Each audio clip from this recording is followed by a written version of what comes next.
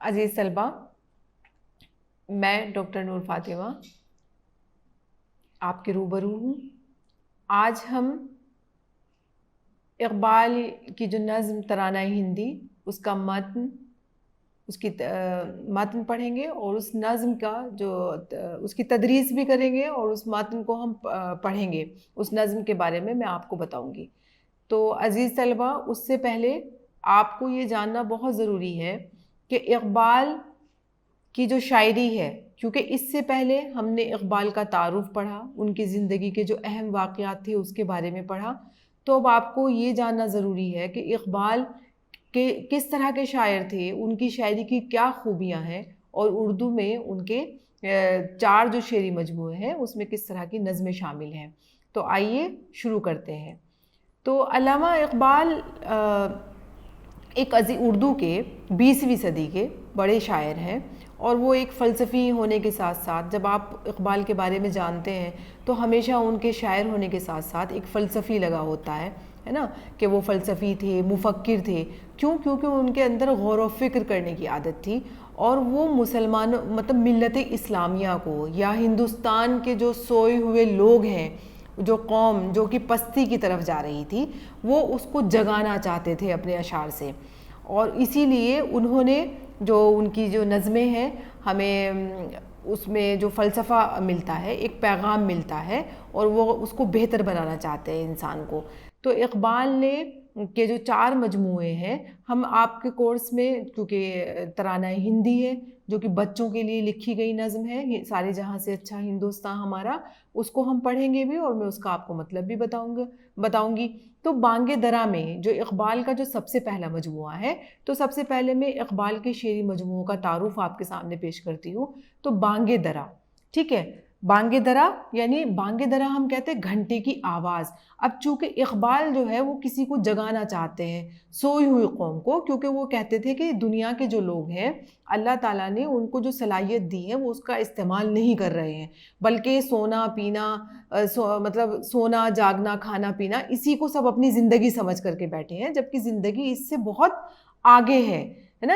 ہمیں جو اقبال کا جو خودی کا جو فلسفہ تھا، جس کو آپ سنتے ہیں اقبال اور خودی کو بالکل ایک ساتھ سمجھا جاتا ہے نا، تو خودی کا فلسفہ اقبال کا یہی تھا کہ اللہ تعالیٰ نے انسان کو جو صلاحیتیں دی ہیں، ان صلاحیتوں کو پہچاننا اور بروئے کار لانا، یعنی عمل میں لانے کا نام خودی ہے۔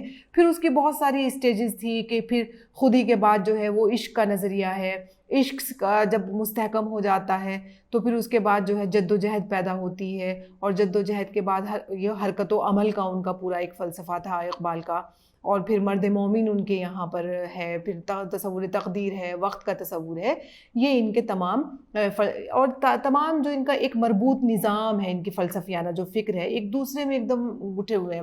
خودی کو ہم عشق کے بغیر نہیں سمجھ سکتے، عشق جو ہے وہ خودی سے جڑا ہوا ہے، تو اس طرح کی۔ تو سب سے پہلے جب 1924 میں اقبال کا پہلا اردو شعری مجموعہ بانگ درا منظر عام پر آیا، تو یہ جو مجموعہ ہے جب پہلی بار آیا، تو اقبال کے اس وقت بہت عزیز دوست تھے شیخ عبد القادر، اور وہاں مخزن نکلتا ہے، مخزن آج بھی نکلتا ہے لاہور سے، اور بہت پریسٹیجیس رسالہ تھا اس وقت بھی۔ تو مخزن میں ان کی پہلی اقبال کی نظم بھی چھپی تھی 1901 میں، ہمالا، جس میں ہندوستان میں جو ہمالا جو پہاڑ ہے اس کی عظمت کا، اس کی بلندی کا، اس کی رفعت کا اعتراف کیا گیا ہے۔ تو اس مجموعے کو شیخ عبد القادر نے 3 ادوار میں تقسیم کیا ہے، یعنی کہ پہلا دور 1901 سے 1905 تک کا ہے، اور اس دور کی جو نظمیں ہیں، جیسے کہ میں نے آپ کو بتایا، وہ ہمالا پہلی ہی نظم ہے، وہ مناظر فطرت، یعنی کہ جو پیڑ پودے، جو نیچرل جو چیزیں ہیں ان کے اوپر نظمیں کہی گئی ہیں، اور بچوں کے اوپر بہت زیادہ نظمیں لکھی ہیں، یعنی کہ اخلاقی نظمیں بہت زیادہ ہیں، کیونکہ وہ چاہتے تھے نا کہ ہندوستان جو قوم ہے جو آگے چلے گی، جو نئی نسل ہے، اس کو اچھا ہونا چاہیے، تو وہ بچوں کو ہر اعتبار سے ایک اچھا سبق دے رہے تھے۔ تو اس میں ہمالا ان کی نظم، ایک آرزو، ایک مکڑا اور مکھی، ایک پہاڑ اور گلہری، جگنو، ہندوستانی بچوں کا قومی گیت، نیا شوالا، اور ترانہ ہندی مطلب شامل ہیں. پہلے دور کی یہ بات ہے, یعنی کہ بانگ درا 3 دور میں تقسیم کیا گیا ہے. تو پہلا دور 1901 سے 1905 تک کا ہے جس میں یہ نظمیں شامل ہیں, اور دوسرا دور 1905 سے 1908 تک کی شاعری پر ہے. اس دور میں انہوں نے مغربی تہذیب, کیونکہ 1905 میں جب ہم نے اقبال کا تعارف آپ کو پڑھایا تھا, میں نے بتایا تھا, تو اس میں میں نے بتایا تھا کہ 1905 میں اقبال یورپ گئے تھے. تو یورپ سے 1905 سے 1908 تک اقبال یورپ میں تھے. تو وہاں پر جو انہوں نے شاعری کی, تو اس دور کی شاعری میں وہ تمام چیزیں شامل ہیں. تو اب اس میں کیا ہوا, مغربی تہذیب ہے وہاں, اور وہاں مغربی تہذیب کا جو جس طرح کی تھی, جو طرز معاشرت تھی, اس کو وہ بہت قریب سے دیکھ رہے تھے, اور وہاں تنقید بھی کر رہے تھے, وہ اس کو نشانہ بھی بنا رہے تھے. وہ کہہ رہے تھے کہ مغرب کے جو لوگ ہیں وہ حد سے زیادہ مادیت پرست ہیں, یعنی کہ بہت زیادہ دکھاوا ہے ان کے یہاں, روحانیت نہیں ہے.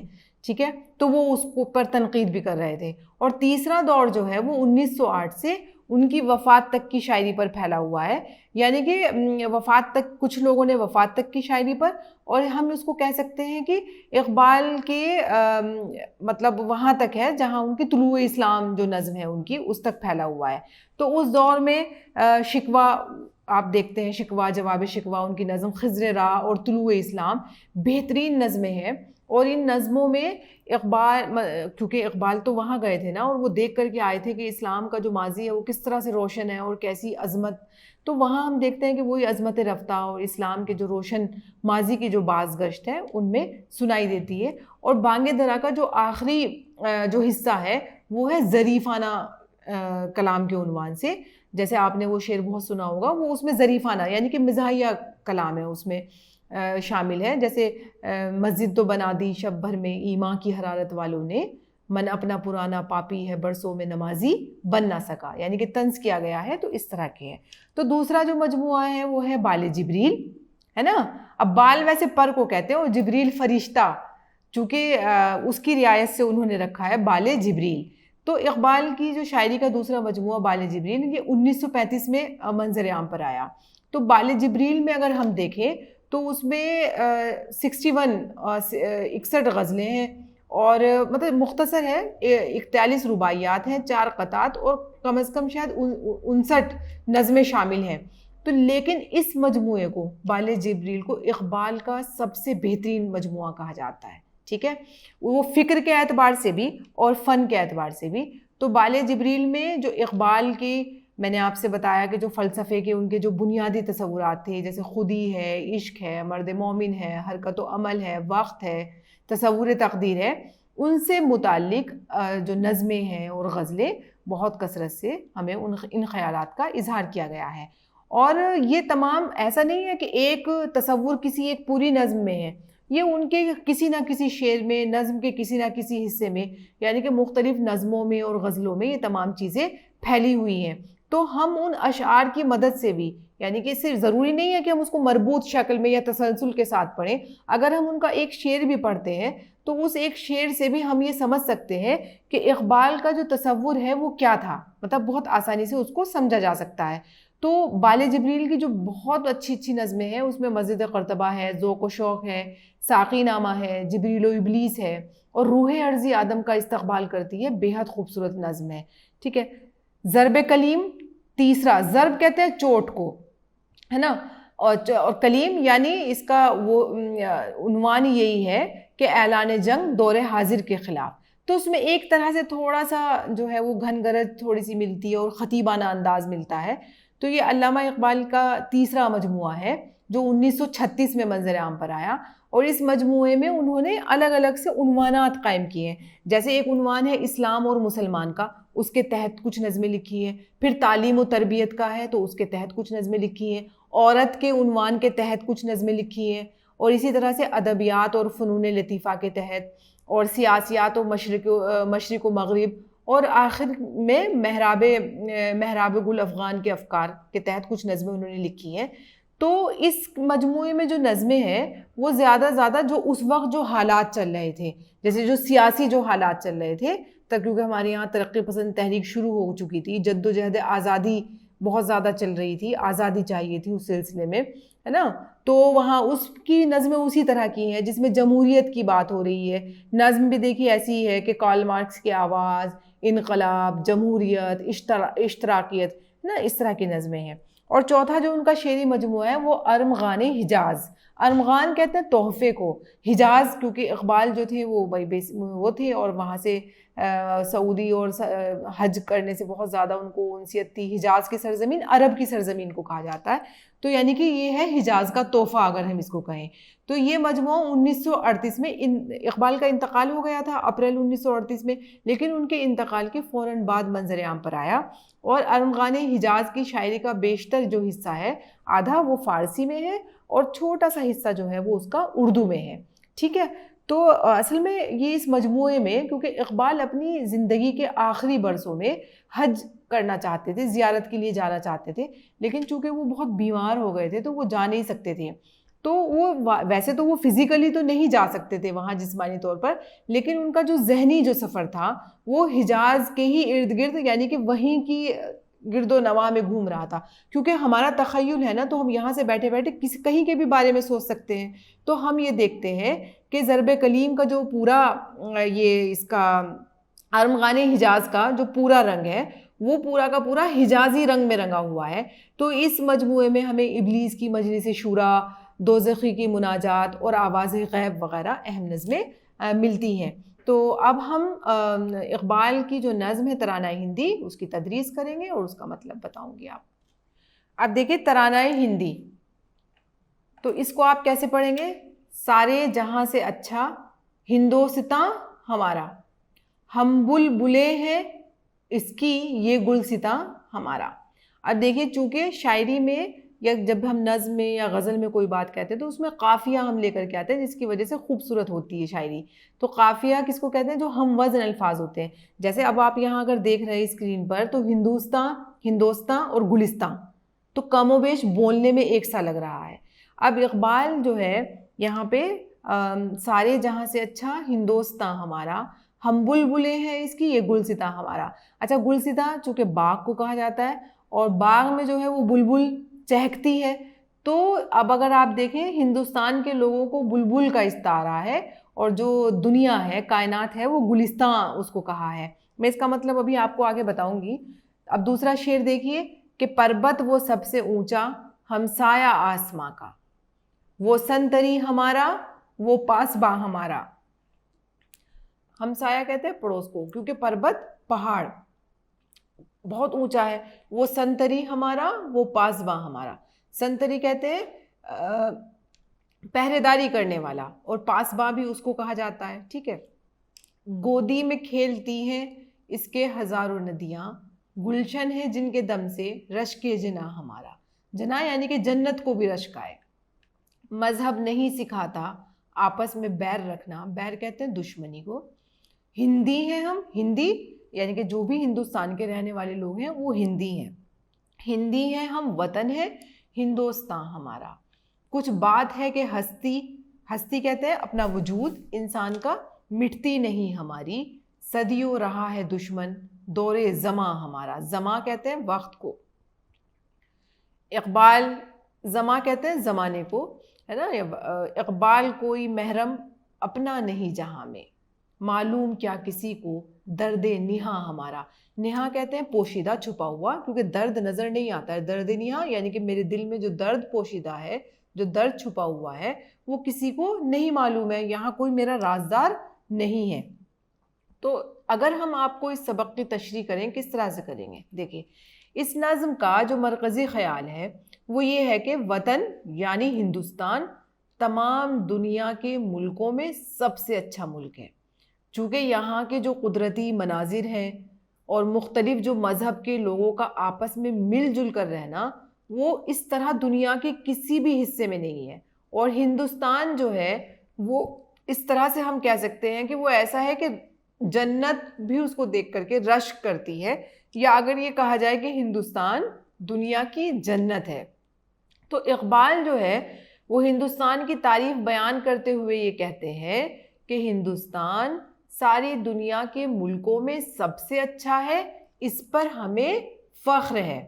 کہ ہم ہندوستانی ہیں اور اپنے ملک کے جو ہے وہ سچے عاشق ہیں، اور ہندوستان میں جو آ کر بس گیا پھر وہ اس ملک کو نہیں چھوڑنا چاہتا۔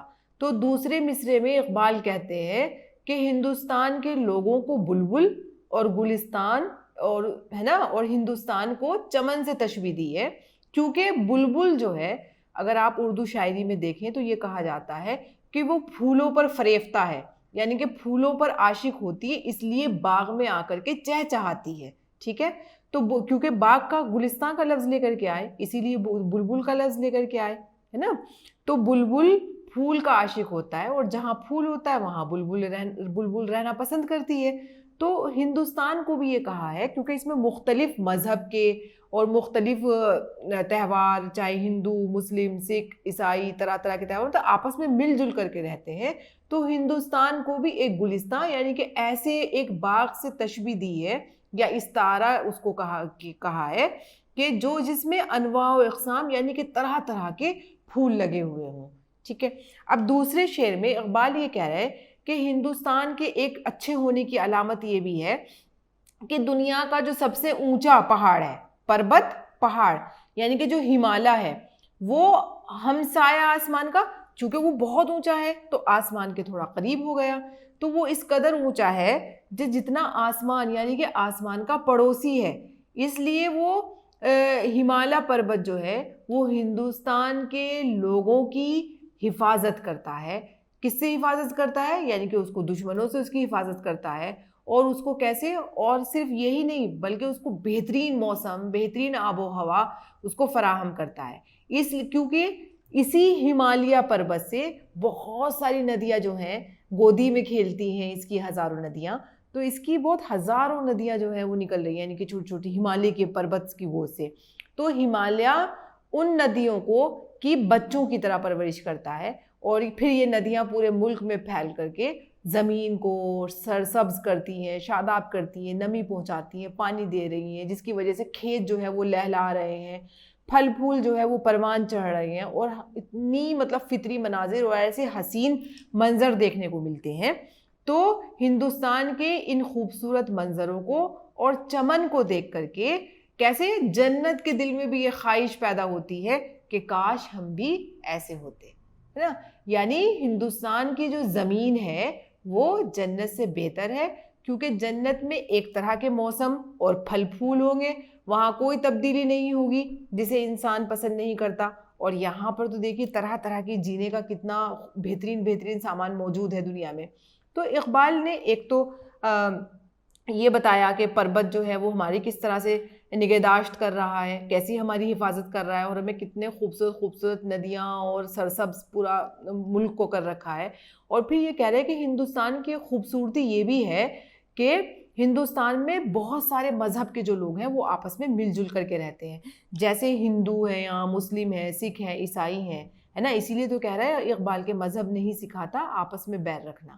تو کوئی بھی دنیا کا مذہب، جو ہندوستان میں جتنے بھی مذہب ہیں، کوئی بھی مذہب ایسا نہیں ہے جو انسان کو دشمنی سکھا رہا ہو، ہے نا۔ یہ نہیں سکھاتا ہے کہ لوگ ایک دوسرے سے نفرت کریں اور مذہب کے لیے ایک دوسرے کے دشمن بن جائیں، پھر بلکہ وہ کیسے ہیں کہ وہ اتحاد سکھاتے ہیں، یعنی کہ مل جل کر کے رہنا سکھاتے ہیں۔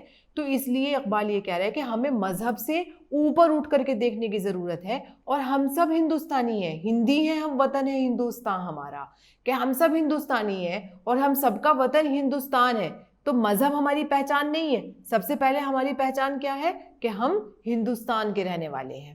تو اس کے بعد کے شعر میں آپ دیکھیے اقبال یہ کہہ رہے ہیں کہ ہم مٹتی نہیں ہے نا، وہ شعر ہے کہ ہستی کچھ بات ہے ہماری، کہ اقبال یہ کہہ رہے ہیں کہ ہم ہندوستانیوں میں کوئی نہ کوئی بات تو ایسی ضرور رکھی ہے اوپر والے نے، خدا نے، ہے نا، یا گاڈ نے یا بھگوان نے، کہ ہزاروں سال سے ہمارے ملک کو جو ہے وہ دشمن گھیرے ہوئے ہیں، طرح طرح کی پریشانیاں آ رہی ہیں، لیکن وہ اپنی جگہ موجود ہیں، اور دنیا کے جو بڑے بڑے ملک ہیں ان کی بادشاہتیں ختم ہو گئی ہیں، نہ آج یونان نہ روم ہے، اور ایک زمانے میں جو بڑے بڑے طاقتور ملک تھے، ہے نا، لیکن وہ آج ان کا وجود بھی نہیں ہے۔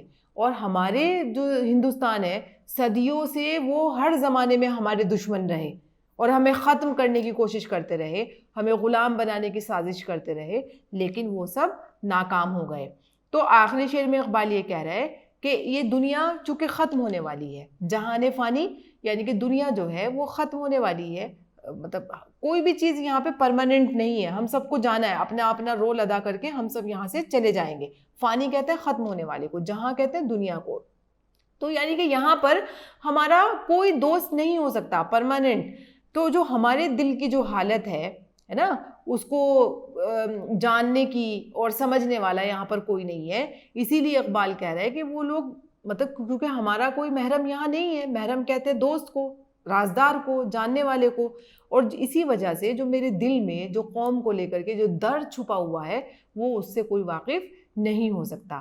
کیا درد چھپا ہوا ہے کہ اقبال یہ چاہتے ہیں کہ ہم تمام دنیا میں کیا رہے, امن رہے, سکون رہے, بھائی چارہ رہے, اور اس کو قائم کر کے رکھنا چاہتے ہیں. اور وہ جینے کا ایسا سبق دینا چاہتے ہیں کہ جس سے ہاں تمام جو ہندوستانی ہے اس میں دنیا تمام ہندوستانیوں کے دل میں جو درد ہے اس کو وہ دور کر سکیں, ہے نا. کیونکہ انسان جو ہے آزادی کا قائل ہے, اور دنیا میں اقبال یہی کہہ رہے ہیں کہ اس کسی سے اپنا درد نہیں بلکہ اپنے حصے کا کام جو ہے وہ کرتے رہنا چاہیے.